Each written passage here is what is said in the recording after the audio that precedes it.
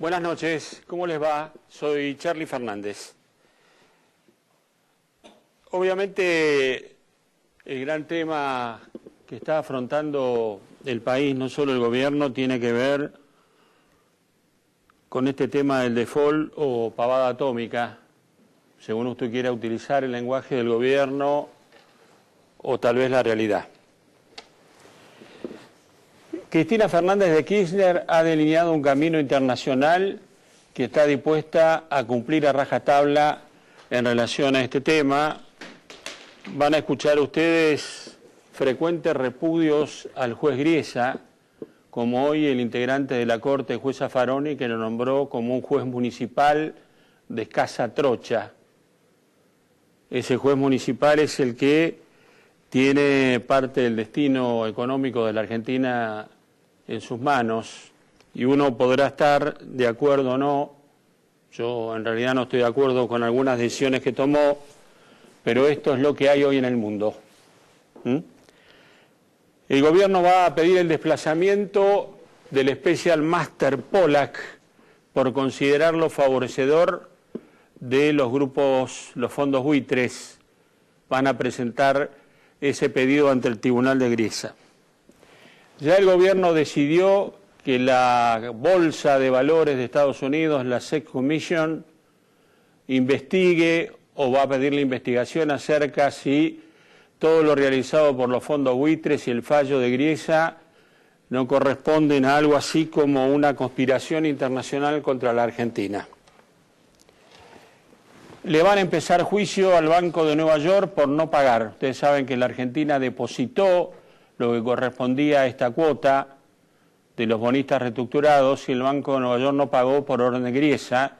Esa plata, casi 600 millones de dólares, están depositadas en ese banco. La Argentina le va a hacer juicio por no pagar. La Argentina dice que pagó. El ministro Kicillof minuciosamente dijo que eso estaba en el prospecto de los bonos que la Argentina les dio a los reestructurados. Hay una parte que el ministro Kicillof no leyó, que dice que si los bonistas reestructurados no reciben la plata, no cobraron. El juez Griesa, nos guste o no, dijo que la Argentina no pagó. Ya no es solo un problema semántico el que se ha planteado en torno a default o pavada atómica. Es una interpretación que seguramente la Argentina va a tratar de llevar a la justicia internacional. Vuelve a reflotarse el tema de la Corte Internacional de La Haya y un planteo de la Argentina como Estado acerca de los fondos buitres, sus implicancias en la economía internacional y el sistema financiero internacional. La presidenta ya ha hablado con algunos sindicalistas y empresarios para que la acompañen en septiembre a Naciones Unidas para formar una delegación nutrida de apoyo a un discurso que exclusivamente va a tratar de los fondos buitres. Y antes del final del año está una reunión del G20, del cual participa Argentina, donde la presidenta va a plantear el mismo tema. El Fondo Monetario y el G20 son en realidad los únicos dos grupos de poder que pueden hacer algo para modificar en el estatus internacional este juego de los fondos buitres. Esto es lo que tiene resuelto Cristina Fernández de Kirchner en lo que hace al panorama internacional. Pero claro, hay cuestiones más inmediatas que hace a nuestra vida cotidiana. ¿Qué va a pasar en la economía? ¿Qué va a hacer la presidenta con la economía? Una economía que en circunstancias como esta, ya resentida, se va a resentir más. La presidenta el otro día en el discurso en la Casa Rosada dijo, bueno, pasó el 30 de julio, estamos normales, no sucede nada. La presidenta va a querer dar sensación de normalidad. Anunció el tema de los jubilados, el aumento que ya les correspondía por ley. Va a anunciar de vuelta impulsar planes de vivienda. Alguna fuente dice que la presidenta se planteó si era conveniente que aumentaran ahora o no los peajes y algún funcionario le dijo, mire, ya lo anunciamos, desarticular esto va a ser complicado. pero lo pensó. La Presidenta va a querer dar señales de normalidad y acá va a haber una pulseada muy grande entre la voluntad del gobierno y la realidad económica de este país, que ya está resentida y que puede resistirse mucho más. La Presidenta va a plantear, sin decirlo, una economía más cerrada y un impulso frenético al consumo como pilar para mantener la actividad económica.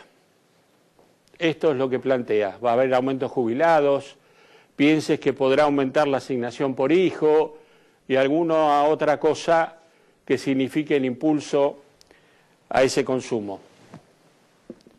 Va a aumentar el gasto público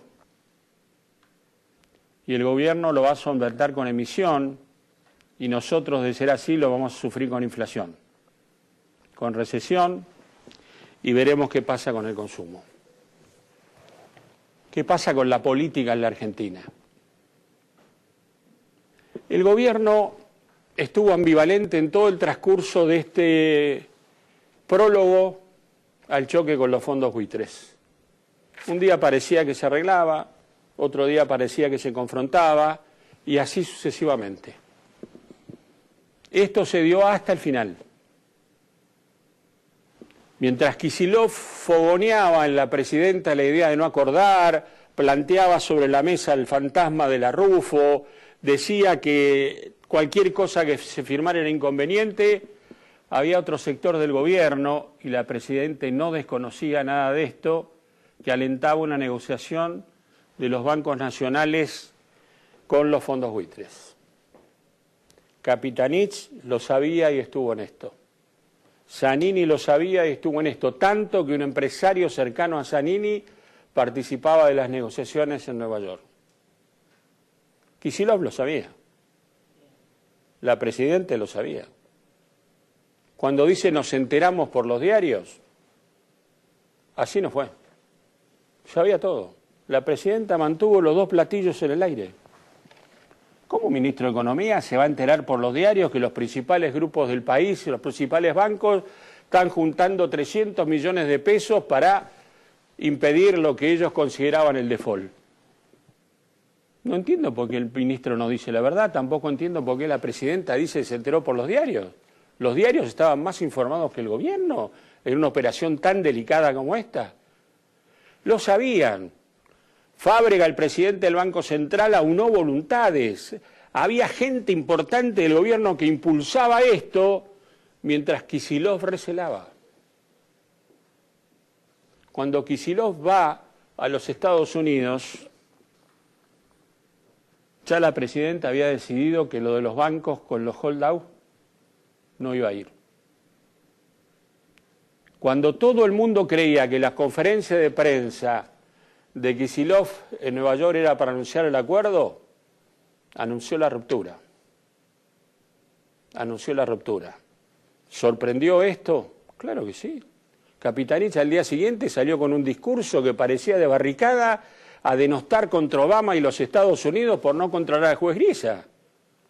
El mismo jefe de gabinete que hasta el día anterior había estado impulsando que los bancos acordaran con los fondos buitres para impedir la negociación. La verdad que quedó tocado Fábrega, el presidente del Banco Central. Capitanich tendrá que reubicarse. Zanini, que fue el hombre que dijo en el Senado ante diputados y senadores que no iba a haber default en la Argentina. Ahora, el gobierno quedó tocado. Randazzo se pregunta si conseguirá dinero para los trenes. Scioli se pregunta si podrá financiar a la provincia con préstamos del exterior. Varios gobernadores se preguntan lo mismo. Pero ¿sabe qué? La decisión, si antes era entre 4 o 3, ahora es entre 2. La Presidenta y Kicillof. El ministro de Economía ha ampliado su poder en el gobierno de forma significativa. Tan significativa que algunos dicen que Kicillof es más que el propio jefe de gabinete. Kicillof es el articulador del discurso del gobierno en el tema de los fondos buitres. Es el hombre que ha decidido ir adelante sin que el gobierno acuerde y la Presidenta está coincidiendo con él. ¿Han calculado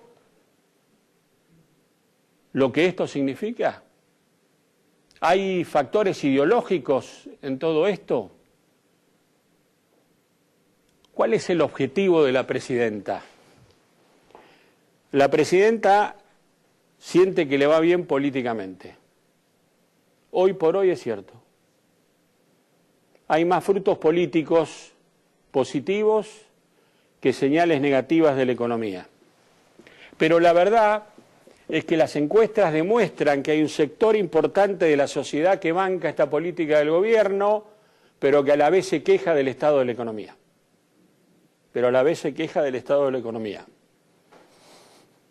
Hay que ver cómo se resuelve esta ecuación. Dicen en el gobierno, ojalá sea un default corto. ¿Qué significa un default corto? Que los bancos internacionales le compren la deuda a los fondos buitres. La presidenta ha tenido por lo menos acceso a 2 propuestas internacionales antes del fallo de Griesa y se cayera la mediación, de bancos y grupos internacionales que mostraban su vocación de comprar la deuda. La presidenta dijo, esperemos. Hoy continúan las negociaciones. ¿La presidenta también confía en un default corto? ¿Que haya acuerdo de los bancos internacionales? ¿Que se libere un stay? ¿Que se empiece a negociar? Me da la impresión que Cristina Fernández de Kirchner piensa que todavía tiene espacio para confrontar y confrontar internacionalmente. Va a vigilar la economía complicada. ¿Y qué va a pasar con el futuro político electoral del oficialismo? ¿Esto lo va a favorecer o no? La verdad que hay señales del peronismo que hay que tener en cuenta. Una es el silencio. Históricamente en el peronismo, cuando no hay acuerdo, hay silencio. Nadie va a hablar mal de lo que hizo Cristina Fernández, pero van a ser pocos los que la apoyan públicamente. Hablo de los gobernadores, por ejemplo, de algunos senadores. El tiempo que falta para las elecciones cada vez es menos y si hay efectos negativos se van a sentir. Ahora, ¿cómo surgió esta idea de llevar adelante un acuerdo? ¿Se le ocurrió a Jorge Brito, presidente de Macro? ¿A Eduardo Manriquian? ¿O hubo alguien del gobierno que impulsó como salida ese camino? Yo me inclino por lo segundo. Pero la verdad que algunos de los negociadores cobraron un protagonismo, sobre todo Jorge Brito, que enojó a la presidenta. Y más cuando se dijo que la garantía de la plata que los bancos iban a poner iba a estar garantizada por Sedesa, que es lo que todos nosotros ponemos cuando tenemos una cuenta en un banco. Para ser héroe no hace falta el caballo solo, sino que hay que tener honestidad. Una bomba terrible. ¿Cómo seguirá esto ahora? El gobierno, la presidenta y el ministro tienen una idea. Veremos qué dice la realidad. Hoy nos va a acompañar, y le agradecemos enormemente, María O'Donnell, una colega. La tarde de Continental es de ella. ¿El regreso? La vuelta. También tiene un programa en Canal 26, todos los jueves, 50 minutos con María. Vamos a estar conversando con Carlos Melconian, con Felipe Solá, Carlos Fara, y yo le prometo para dentro de un ratito 4 datos políticos.